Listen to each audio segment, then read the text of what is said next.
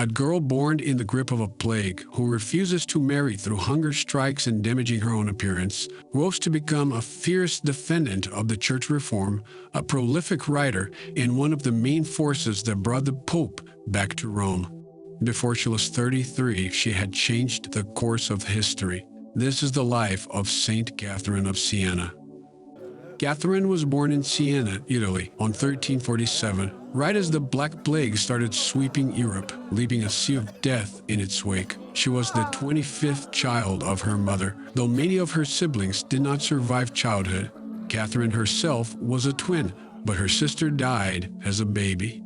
In her biography, Catherine tells that her first vision of Christ was at 5 or 6 years old, and she devoted her life to God ever since. But when she was 16, tragedy struck her family. Her sister Bonaventura died at childbirth, leaving behind a widower. Her father, a cloth dyer, proposed that Catherine marry him, but she refused because her life already belonged to God. To resist the marriage, Catherine began severely fasting and cut her own hair to damage her appearance and appeal to her sister's widower. Eventually, her devotion and determination won her freedom, but while she would not follow the socially accepted path of marriage, she would also reject the socially accepted path of entering a convent. Catherine instead joined the Montellates, a group of pious women, primarily widows, informally devoted to Saint Dominic. This allowed her to live at home while embrace a religious life. The group taught her how to read, and she spent years in quiet isolation, deepening her faith. She gave away food and clothing to the poor, often without permission. She tended to the sick and fasted beyond human limits, turning her into the most famous case of anorexia mirabilis. We should note that self-starvation was a common behavior among religious women in the Middle Ages, but this behavior was not usually approved by religious authorities as a holy one. Still a teenager, while tending to a woman with cancerous breast sores, she felt disgust. Intending to overcome the disgust to better help others, she gathered the sore pus into a ladle and drank it. She recounts that night, she was visited by Jesus, who invited her to drink the blood gushing out of his pierced side, and from this came an inability to digest and her lifelong diet of water and vegetables. Then, at the age 21, she experienced what she called her mystical marriage to Christ, a deep spiritual vision where Christ gave her a ring of his own flesh and urged her to leave her withdrawn life and enter the public life of the world. Throughout her life, Catherine insisted that the ring was very real, but invisible. This vision propelled her into public life. Between 1367 and 1374, she cared for the incarcerated and the sick, visiting hospitals and comforting the dying. Her passion drew followers, her mission grew. This led to her being known as Santa Donna. But social and political tensions mounted in Siena, and Catherine found herself drawn to intervene in wider politics. She traveled to Florence, where she met Raymond of Capua, a leading member of the Dominican order, who later became her spiritual director and confessor. She then continued traveling with her followers throughout northern and central Italy, advocating for the reform of the clergy, urging people to confess, and pleading for total devotion to God.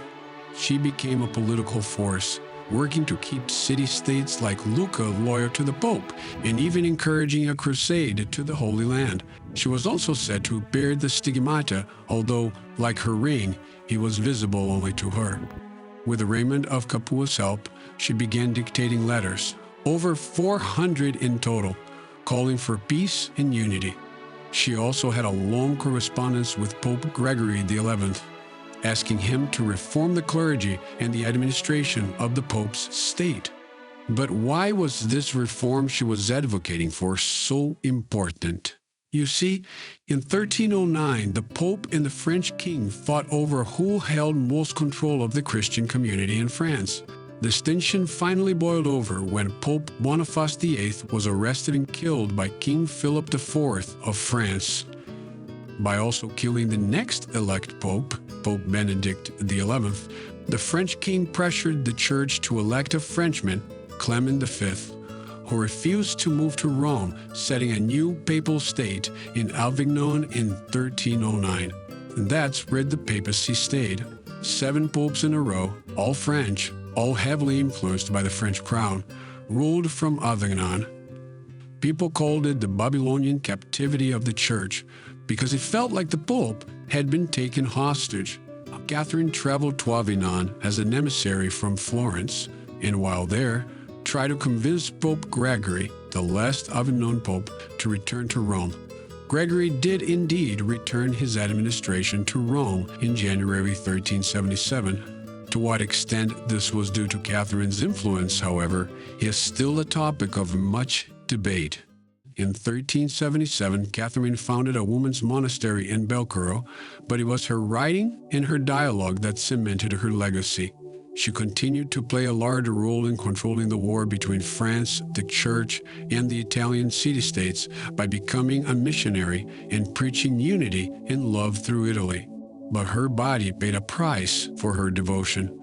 By 1380, at just 33 years old, Catherine's health declined. Her extreme fasting left her unable to eat and drink. Within weeks, she lost the use of her legs. She died on April 29, following a stroke. She was buried in Rome, but the people of Siena wanted her body brought back home. A group, acting in secrecy, tried to steal her body but could only take her head, which they put in a bag and carried it back to Siena. As it is told, they were stopped by guards and prayed to Catherine to protect them. When the guards looked in the bag, they saw not the small withered head of the saint, but hundreds of rose petals. Her head was placed in a reliquary in the church of San Domenico, where it remains to this day. On October 4, 1970, Pope Paul VI named Catherine a Doctor of the Church. Today, St. Catherine is the patron of Italy, the United States, nurses, those suffering from illness, miscarriage, sexual temptation, and ridicule for their faith. St. Catherine's life was a flame, burned with love, sacrifice, and divine purpose from her childhood. She rejected society's path for her, carving her own, following the guidance of the Lord, and helped mold the future of the Church. If you like Catherine's story, you might like to learn about another missionary, St. Paul, the man who traveled the known world preaching the way and molding the Christian Church. If you enjoyed this story and want to hear more stories of faith, please leave us a like and share the video so more people can be inspired as you were. You can also subscribe so we can all continue to learn together.